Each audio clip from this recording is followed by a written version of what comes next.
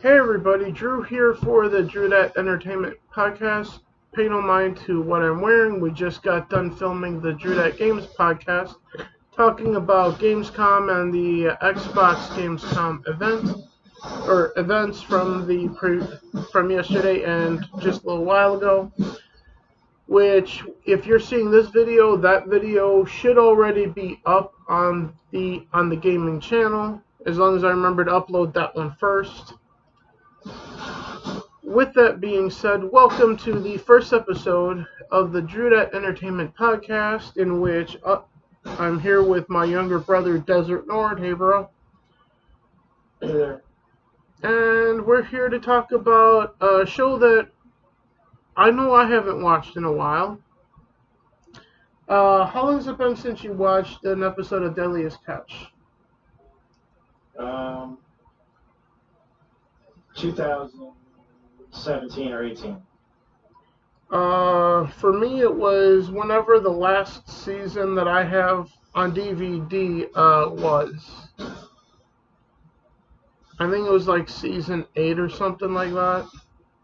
It is still syndicated on several networks, even now. So it's still on TV. And there has been 17 seasons. Yeah, so it's been quite a while since we watched it, but the reason that I wanted to do this is because there was something I saw in one game for Gamescom. It was, I think, a game coming out of Korea, which was kind of a cutesy game, but one of the characters lit like one of those floaty balloon candle things that basically Japan is kind of known for. I don't remember the name of the things, bro. I don't need it. But they were using Deadliest Catch when the Time Bandit was screwing with Sig, the captain of the Northwestern. And the situation in question was the Time Bandit turned out all of their lights and on their ship, and then lit these floating candle things and sent them flying into the air over the Japanese ocean. Lanterns. What? Japanese lanterns, yes. Okay. Japanese lanterns. And they lit them and then let them float over the ocean. The captain of the Northwestern saw them and started freaking out, thinking maybe it's a UFO, another ship is getting too close. And then he knew it was a joke when the Time Bandit turned their lights on, and then the captain of the Time Bandit radioed Sig, the captain of the Northwestern, laughing. They're called Shoshin, by the way. Shoshin, okay. Yeah, that's and uses. Yeah. But with that being said, what was your favorite prank that you've ever seen on Deadliest Catch? It's a tie, I would think. Okay. First one being when they decided to tie up the buoy bags, so that it put a bag of flour onto the yes. the crane side guy. Yeah. The braille guy, the hook guy gets a bag full of flour in his face. Yeah, because that would happen when they would throw the rope through the wheel to bring the pot up, and then the bag would go through the wheel, and yeah. Tear open, the flour would go everywhere. For me, it's probably a tie between the one that I just mentioned with the candles and whatnot that the Time Bandit did to the Northwestern. The second good one was when it was the Hillstrand brothers that decided to take a pot from, I think it was Phil. Either it was Phil or it was Sig. And replace his with a rusted out pickup truck. That was to Phil that they did that to. Yeah, that's what I was thinking. It was Phil. The captain of the Cornelia Marie. I still thought it was great, but yeah. God, what a bunch of shit that was. And then there was also the time where someone replaced a pot with an outhouse. Yeah, I believe that was to what's the name of this ship? The Wizard. yeah. Someone did that to the Captain of the Wizard, I believe. Yeah. And then, yeah, but I think my favorites are either the truck one or the floating candles, and I lean towards the floating candles just because Sig was not sure if it was a ship or or if he was about to get abducted by aliens Yeah. out on the Bering Sea. Yeah, and there was the 4th of July bottle rocket fight. Yeah, well, that's always That fun was to watch interesting. because it's fireworks. Who doesn't like watching fireworks? Yeah. And I wouldn't call this a prank, and it's probably not a great moment, but one of the Hilstran brothers, it was Halloween. They were returning Yeah. back to the ship's captain. The captain of the Time Bandit was trying to get on the ship, and he missed and fell in between the ship and the docks. Uh-huh. Now, like I said, that's kind of a scary moment, but after the fact, it's actually pretty funny. Yeah, in hindsight, it's kind of funny because nothing bad came of it. Yeah, yeah, yeah, and like he said at the time, he's made that jump like a million times Uh-huh. before and never missed. Now all of a sudden he Yeah. missed, Yeah. and the fall was captured on camera at the time too. Oh, sure, yeah. No, it just was like a stepped right into the ether sort of a moment. Yeah, and then you heard a splash, and then you heard him yell, "Man overboard!" Well, you Yeah, didn't. uh-huh. Well, you didn't even get on the ship. Yeah, well, He but yeah, there was he got a out of lot a of truck and man overboard. Overboard where? yeah, there was a lot of shenanigans, and then there was a Yeah, lot of things that just happened, you know. yeah. A lot of fun I moments remember several from the times in show. that show when I was gonna say I remember several times in that show when Potts came loose from the hook Mm-hmm. and decided to go where they wanted, and there was at least a handful of close calls. Well, there's always close calls. As on After the Catch, a number of the captains have told stories about how they nearly sank on a few occasions. Yeah, There's always close calls when you're doing that for a living, catching crab on the Bering Sea. yeah. And I only know that from watching the show, because I can tell you that I've never done it, nor will I ever do it, because I actually think very highly of my safety. Well, this isn't. That's only one aspect of why you can't or wouldn't be a crab fisherman. I mean, it's physically grueling for starters. And second, it's really Beyond cold and I don't anyone's want to go. beyond anyone's imagination, honestly. I can't even imagine being awake 36 hours, let alone busting ass for 36 hours. Or 20 hours You even. know, yeah, or even 18 hours. Yeah, I've been up, let's see, what time is it? 1:34, so for about 15 hours right now, and I'm ready to go to bed at this point. Uh huh. But yeah, imagine having to work, 5 more hours and having done the whole time you were awake Yeah, that type of physical manual labor work, yeah, I can't pulling imagine pots and that counting crab whatsoever. and shit. It's it's a brutal job. It's Yeah, gotta be that's why they call it the deadliest catch because it is statistically, I believe even now, the most dangerous job one could have as a man. or, well, now apparently on Deadliest Catch, there are some women running boats now too, so it's not even just men anymore. No, I know. I just meant statistically. Yeah, Because say among the women that are killed at jobs, crab fisherman is not on the list.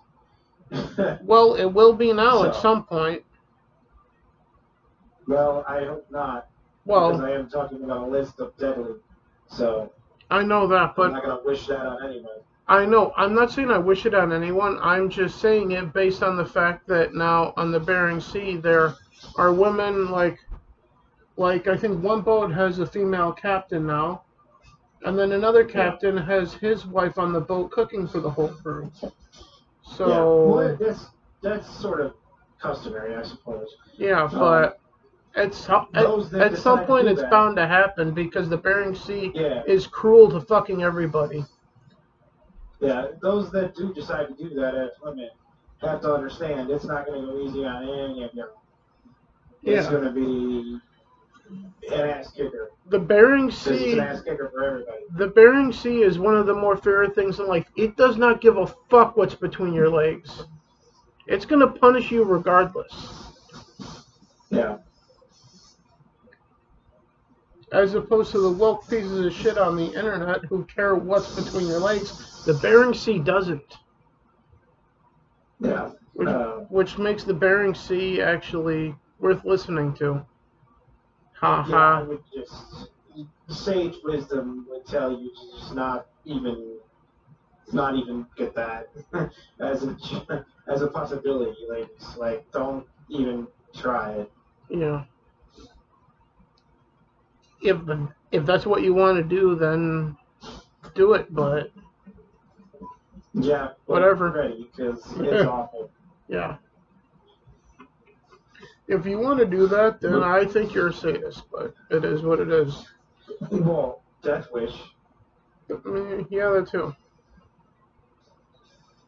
But all in all, the But, show over the years has been great, but for me, it just wasn't the same without Phil Harris anymore after he passed away.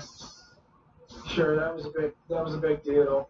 Yeah, That was a cause big change for everybody. yeah, It was like, cause he was arguably the most entertaining ship captain for me, and he turns was out actually my that favorite.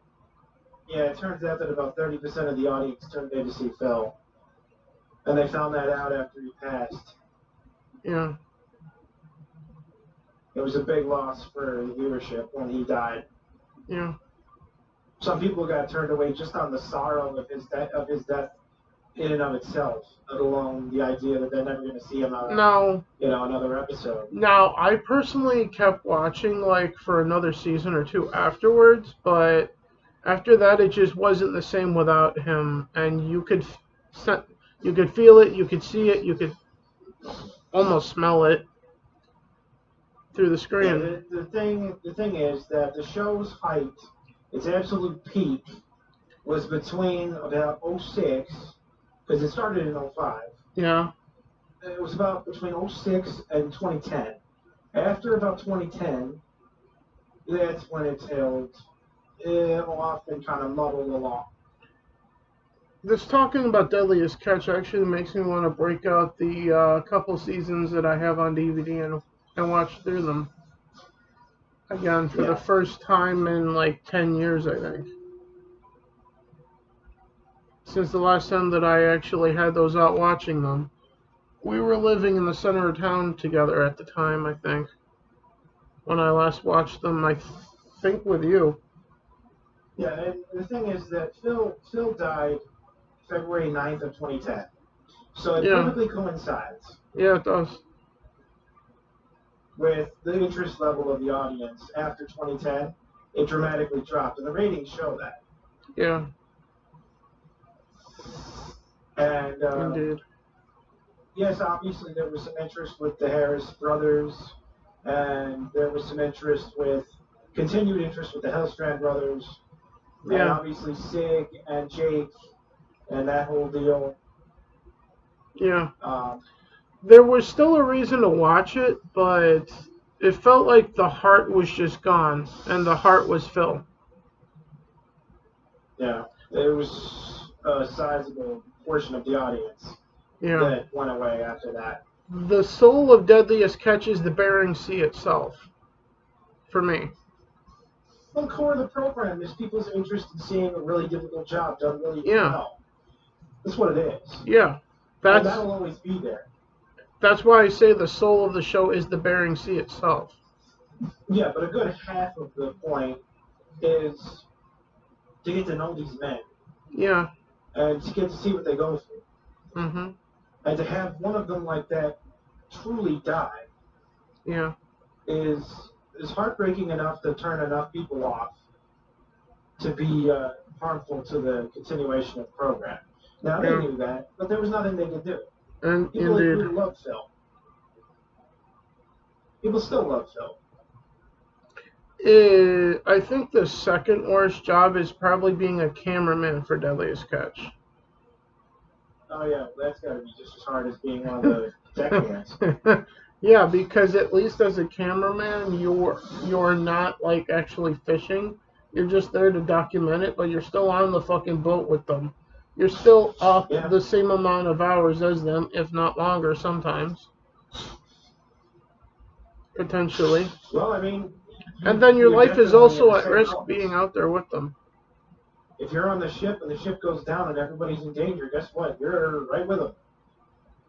Yeah, and coincidentally, there was one episode where Phil got rocked up against the wall and broke a rib, and then had like a blood clot go through his heart or something.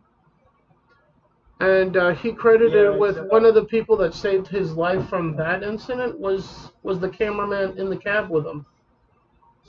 yeah.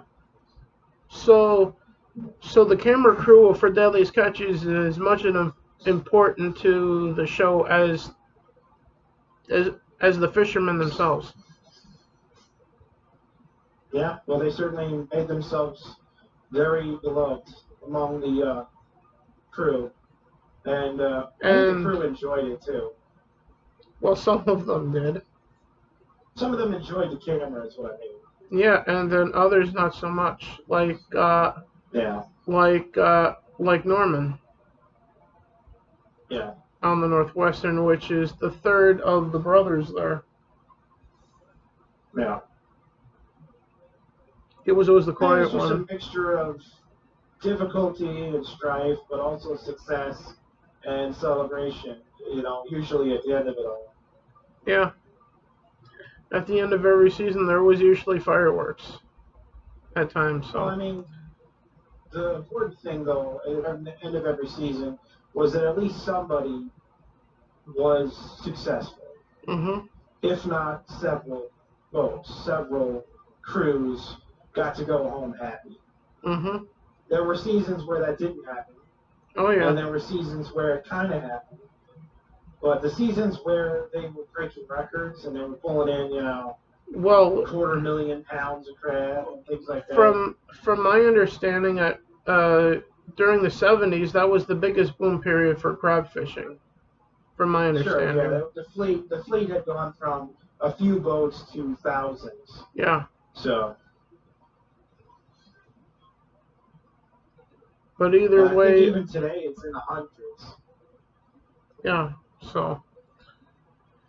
With that being said, hopefully Deadliest Catch is still pretty good to this day. Like we said, we haven't watched it in like 10 years, Well, it's been give or less than take. 10 years for me. Like I said, Well, I believe my last time watching was 2018. mine was Yeah, like before that yeah. when But I stopped watching. it's kind of like other 2013 or shows. 14. They have their peak in culture and then they kind of fade off. Yeah. Kind of like what happened to Mythbusters. Mythbusters is another one. Well, in the case of Mythbusters, it ain't even on anymore. No, I know, but you see, it lasted a while. Yeah. But it had its day and it went and came and went. Yeah, but it didn't like fade because someone died or anything. Well, Grant did, but that was more recently. Yeah. But I was talking about when it was on. There was like nothing that changed the mood of the show. It was still MythBusters. It was still great TV throughout. Sure. The programs, these two programs, since I brought this one up, Yeah. have a similar trajectory. Whether that's for the same reasons, obviously it isn't. They have Yeah. their own variational reasons of why I think the change of bringing on that extra cast and differing it was part of the problem with Mythbusters. Mm-hmm. But each one had their peak, had their time when they were pulling in millions in audience, and their time has come and gone. I think in the case of both of them, that's true. So I think we'll wrap this up with one question here for both of us to answer. If you had no choice and you had to be a crab fisherman in the Bering Sea, which boat would you prefer to be a deckhand on? In other words, which captain would you prefer to work for? Based on our knowledge of Deadliest Catch, from the last time that we watched the show. Yeah. I guess I think if it were me, I'd probably either choose the Northwestern or what was that other one? The Time Bandit? Well, I mean, I like the Illustrated Brothers a lot, but Yeah. I forget what that other one was. Well, last I was aware, Phil's one of his sons was the captain of the Cornelia Marie now. Last I was aware. That's of course Phil's boat. Yeah. Well, it's now his son's boat, because last I was aware, he now owns it. Yeah, Jake. Yeah. Or no, Josh, I think. Josh. There was two of them, of course. Josh, I think, being the older one, because it's the older one who actually bought the boat. So. Yeah, Jake kind of ran into trouble and got in trouble and sort of like dropped out of crab fishing. Yeah, so that would be Josh then, yeah. Josh was the one that stayed with it, sort of, yeah. So, for me, it would be a toss-up between working for Josh on the Cornelia Marie because of his dad, but my number one choice would be on the Time Bandit with the Hillstrand brothers. Yeah. And then a close third behind the Cornelia Marie would obviously be the Northwestern. Yeah. But that's just how I feel about them. Now, if we were still living in an era where Phil Harris was still alive, then obviously Cornelia Marie would be number one for me. Well, sure. That ship and the goings on there was the big draw for a lot of people. Yeah. Especially early on. Yeah, and you could count me one of them that I was a Phil Harris guy. Yeah. When I was watching Deadliest Catch at the time. So, with that being said, do you think you'll go back to watching it at any point? No, I probably wouldn't, just because I know its time has come and gone. Yeah. Watching old episodes is fine, but... Yeah. Because I can guarantee you that... It's not. Yeah, because I can guarantee you on YouTube, I've been watching YouTube videos of it quite a bit lately, because the mood has taken me to watching old stuff from it. Because I kind of missed watching it. Especially the stuff that I've seen that I have forgotten about. Like up until recently, I didn't know about the lantern prank on Sig, so which I just found out about that like yesterday. So, but with that being said, that's I think all we got about talking about the Deadliest Catch and a little bit about Mythbusters, which was a surprise. Right? Yeah, it was just drawing a parallel. Yeah. So with that being said, if you enjoy discussions like this between Desert Nord and I here on the channel of Drewdat Entertainment and the first episode of the DDE podcast, that's the Drewdat Entertainment podcast, then please hit the like, subscribe for stuff like this, and also my reactions to Tom McDonald on the channel, and I don't just react to that. I've also reacted to like a trailer for Star Wars, the old Star Wars: The New Republic, I guess it's called, which is bullshit.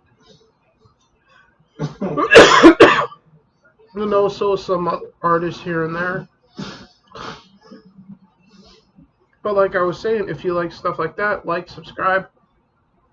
If you're a gamer and you like gaming content, go check out my gaming channel of Drewdat Games, where I play games and talk about them and unbox that stuff over there as well.